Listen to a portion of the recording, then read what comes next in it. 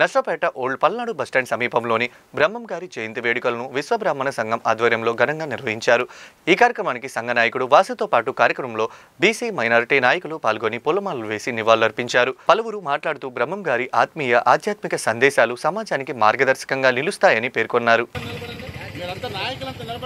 శ్రీ మధ్విరాట్ వీరబ్రహ్మేంద్ర స్వామి వారికి ఈ రోజు మధ్విరాట్ పోతులూరి వీరబ్రహ్మేంద్ర స్వామి వారి జయంతి సందర్భంగా నర్సరావుపేట పల్నాడు బస్టాండ్లో ఉన్నటువంటి బ్రహ్మంగారి విగ్రహానికి మరి విశ్వబ్రాహ్మణ సంఘం వారు, బీసీ సంక్షేమ సంఘం, మైనార్టీ సంఘాల ఆధ్వర్యంలో ఘనమైనటువంటి నివాళులు అర్పిస్తూ ఈరోజు ఆయన్ని స్పృశించుకోవడం జరిగింది. బ్రహ్మంగారి యొక్క ఇల్లు మరి బెలంగానపల్లిలో ఇటీవల వచ్చిన తుఫాన్కి మరి కుప్ప కూలిపోవడం, దాన్ని కూటమి ప్రభుత్వం లోకేష్ బాబు గారు దాన్ని పునరుద్ధరించమని ఆదేశాలు ఇవ్వడం, ఈ సందర్భంగా కూటమి ప్రభుత్వానికి ధన్యవాదాలు తెలియజేస్తూ విరాట్ పోతుల వీరబ్రహ్మేంద్ర స్వాముల వారి ఉద్భవించిన రోజు, అలాగే మరి నర్సరావుపేటలో ఇటు బీసీ నాయకులు కానీ విశ్వబ్రాహ్మణ సోదరులు వీరబ్రహ్మేంద్ర స్వామి భక్త సమాజం ఈరోజు స్వామివారి పుట్టినరోజు జరుపుకోవటం చాలా ఆనందదాయకం.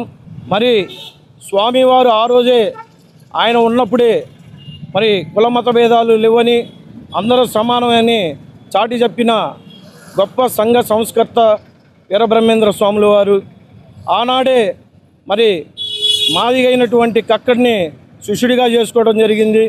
అలాగే మరి సిద్ధయ్యని ప్రియ శిష్యుడిగా చేర్చుకొని ఆయన్ని దగ్గర చేర్చుకొని మరి బ్రహ్మంగారు అంటే గురువు లేడు, సిద్ధయ్య గారు అందరి శిష్యుడు లేదనే సామెత ఈరోజు ప్రపంచమంతా వ్యాకరించబడిందంటే ఆ స్వామివారి చరిత్రలో మిగిలినటువంటి అధ్యాయం చెప్పుకోవచ్చు.